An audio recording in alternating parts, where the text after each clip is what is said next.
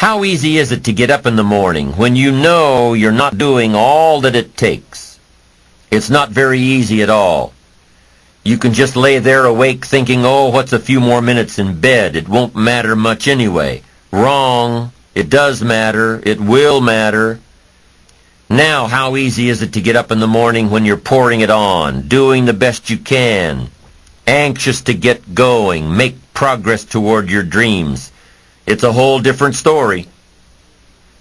When you're resting to renew your reserves, it's much different than resting to avoid your day.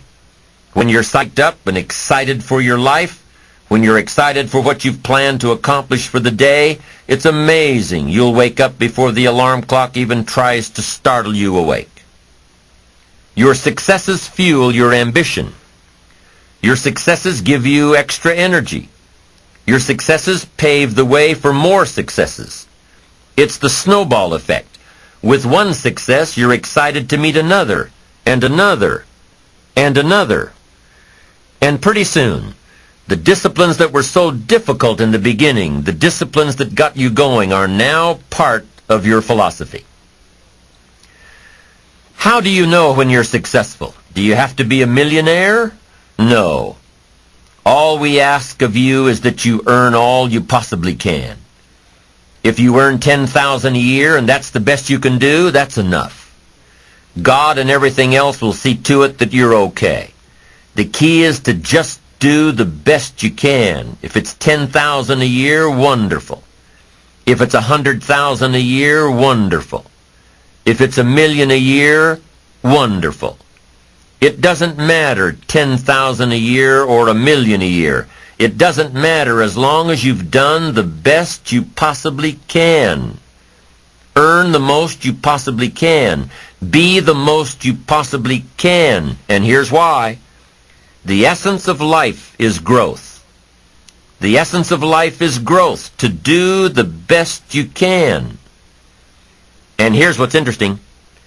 Humans are the only life form that will do less than they possibly can. Humans are the only life form that will settle for less.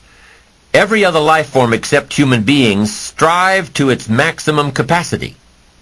How tall will a tree grow? Approximately. As tall as it possibly can.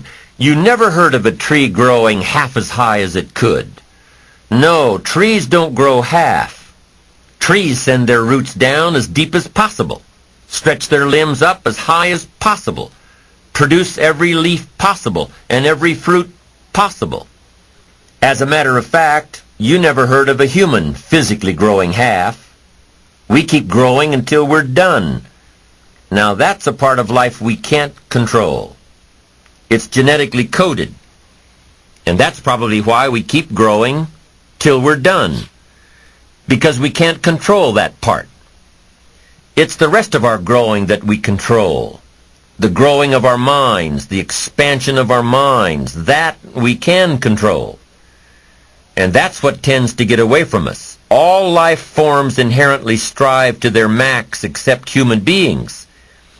Now, why wouldn't human beings strive to their maximum possibility? Here's why. Because we've been given the dignity of choice. It makes us different than alligators and trees and birds. The dignity of choice makes us different than all other life forms. And here's the choice. To become part of what we could be, enough to get by, or to become all that we can be. My best advice for you is to choose the all. Earn all you can. Make all the friends you can. Read as many books as you can. Develop as many skills as you can. See as much as possible. Do as much as possible. Make as much fortune as possible. Give as much of it away as possible. The max. There's no life like it. I'm telling you, once I got on track, I've never looked back. Pick up the challenge. Go for it.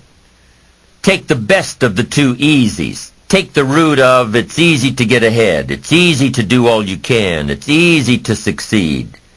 It's easy to have financial freedom. The more you do, the more you get. So the two primary benefits of positive reinforcement are, number one, to build good habits, and number two, to create more energy, to fuel your ambitions, your desires, your achievements.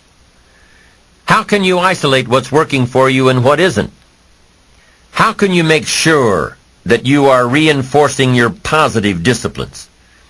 Well, if it isn't apparent, easy to see right away, if what you're doing is happening in such small increments that you're not sure if you're on track, then you need to be writing it down. You need to keep a journal anyway.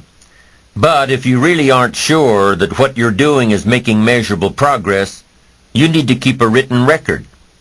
You need to write down everything that may be relevant in your day. What you did, who you saw, what you felt, how it may or may not affect you now and in the future.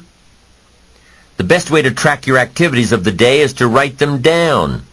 The best way to track your activities of the week is to write them down. The best way to analyze your progress through the year is to have written it down. Why? So you can look back on it. Because by keeping a written record of your life, you will be more accountable. By putting into writing the action steps that you have planned, you will easily see what works and what doesn't. Most people just try to get through the day, never writing anything down, never keeping track of their progress along the way, never really knowing if they are doing all they can to reach their goals, to drive their ambition. But gifted people learn to get from the day. They don't let a day end without picking up some valuable experience, some emotional content, some idea that may positively affect their future. To get the most from a day, to learn the most from a day, you need to be able to reflect on the day. And how can you reflect on a day unless you record it in history?